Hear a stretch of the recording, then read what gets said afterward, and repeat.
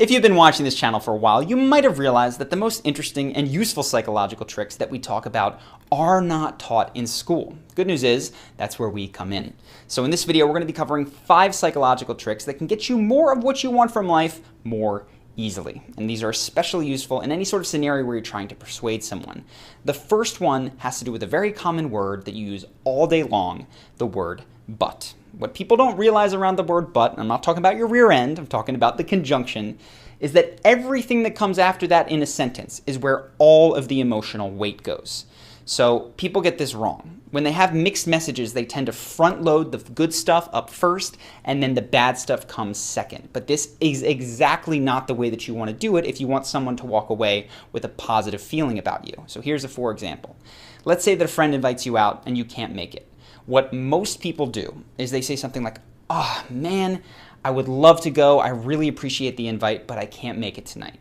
That's not terrible, but all of the emotional emphasis on the fact that you can't make it. If you simply switch that and you say, I can't make it tonight, but I would have loved to have gone and I really appreciate the invite, all of a sudden the emphasis emotionally is on the fact that you're appreciative, that you would have loved to have gone. You're going to get more invitations. That person is going to feel better. So any sort of scenario with mixed news, put the good stuff second and the tougher stuff first. This second tip has to do with something called a double bind. Now these are everywhere. The first thing you want to be aware of is when it's being used in a sales situation, perhaps to your detriment. So if you're going out and you're looking to buy a car, for instance, you're meandering through the lot and this person says, "Do you want to buy one that has a leather interior or that has a fabric interior?" Maybe you've not set your mind on buying at this place, you might want another brand, but they're trying to put you in that line of which of our cars are you going to buy? They don't care if it's fabric or leather. Now, this idea is all the time in sales, be aware of it, but you can actually use it much to your own benefit with people who are stubborn. Or if there's a scenario where you know what you're trying to persuade someone to do is maybe something that they're not immediately going to be open to. And the best way to do this is to use a double bind. It goes like this. You say, "Look, I know that you're probably going to be skeptical about this, and quite frankly, if you weren't, I would think something is wrong with you." When you do that, a very interesting double bind occurs. If the person agrees with you, you're leading the conversation, and you're going to explain to them why they're skeptical and why you are skeptical of this thing, but why in the final analysis you came around to having an open mind.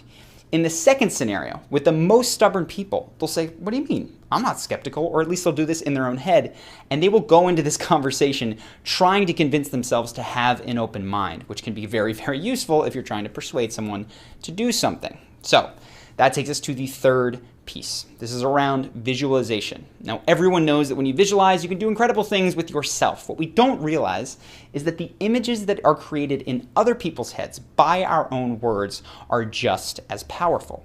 And I think the most effective, or at least the one that gets commented on the most when I meet fans, tip that I have ever given is around interviews. And it's when you get to that final section of the interview, you use this tool.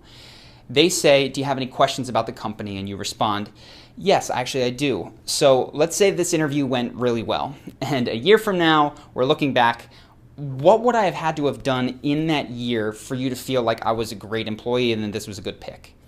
When they're doing this and they're going through in their mind answering your question, they're listing all the traits you would have had to have, they are visualizing you getting the job and nailing the position.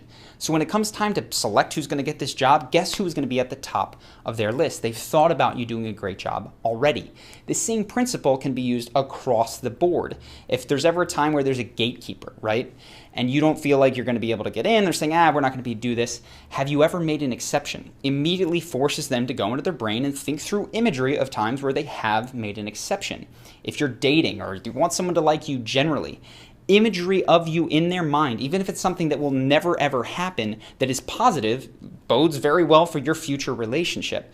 So you can be a complete joke. If you're going on a first date, you're going on a second date, you might say something like, "Okay, our first date, at the bar, that was great. Our second one, we're going to take a luxury cruise. We're going all across the Mediterranean. We're going to run around on the beaches and probably fly back in time for Monday," right? It's a joke. You can laugh about it. She can expand or he can expand upon the joke. The point is that now this person has this image in their mind that is very fun, hopefully, and that they are associating with you. So any sort of positive imagery that you can create with yourself is going to be very, very useful for getting people to like you. The fourth tip has to do with framing.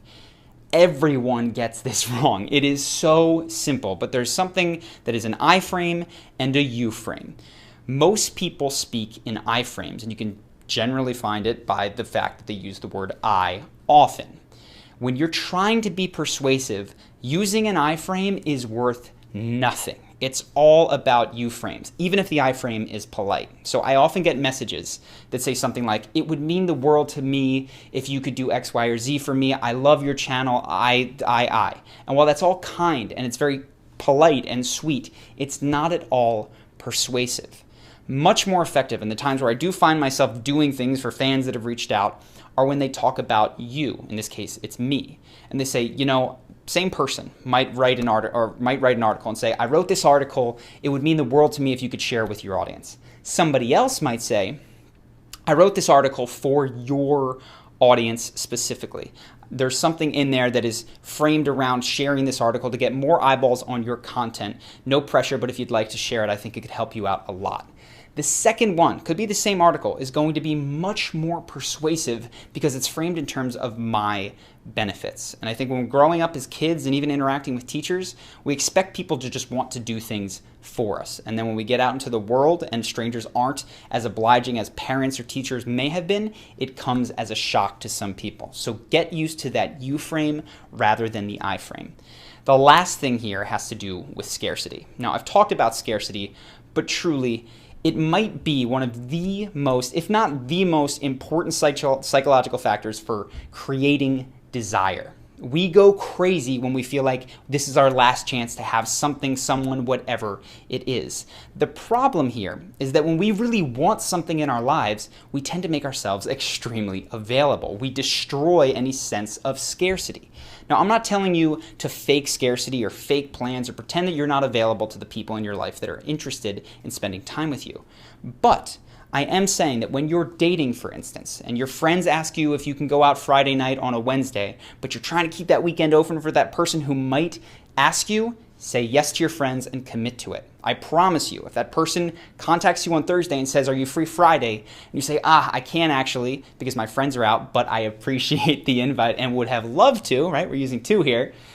The next week, they're going to contact you on Tuesday or Wednesday because that makes them value your time more. When you're looking for jobs, don't just go all in on one job and explain to them how this is your everything, right? It might be very important for you to get that job and you can say that, but continue searching elsewhere. Quite frankly, this just happened within our company. We're looking to potentially hire someone. They're in sort of a trial phase and they got to a position where they said, look, there's this other gig coming up. I do want your job. I would really like to have it, but I need to know by next Thursday or else I have to take this job. This put pressure on us, and quite frankly, we decided to go with the person. Would we have otherwise? I don't know. The point is, scarcity is incredibly important for influencing people. It works on me, works on everybody all the time. Don't fake it, but allow your schedule to be filled with things that make you a bit more scarce and less 100% available. So I hope that you found this helpful. You can start applying these tips today. What's up, guys? This is Charlie from the future, realizing that I forgot to make two quick announcements. The first one is that we now have a podcast. If you'd like to check that out, there's a link in the description where you can watch it on YouTube. It will soon be on iTunes, Stitcher, all that stuff. But for now, link is in the description if you want to see the most recent episode. The second announcement is that we are actually hiring at Charisma on Command. I'm looking for specifically a research assistant, potentially a writer to help me with Charisma breakdowns. It's a lot of my work goes into this, and having someone to support me with that would be massively helpful to creating more content for all of you guys. So if you think this is something you'd be good at, go ahead. The link to the job application is in the description. If you know someone, if it's something you thought you could do, definitely check that out. I'm very excited about this position. So that's it for now. I hope that you guys enjoyed this video, and I will see you in the next one.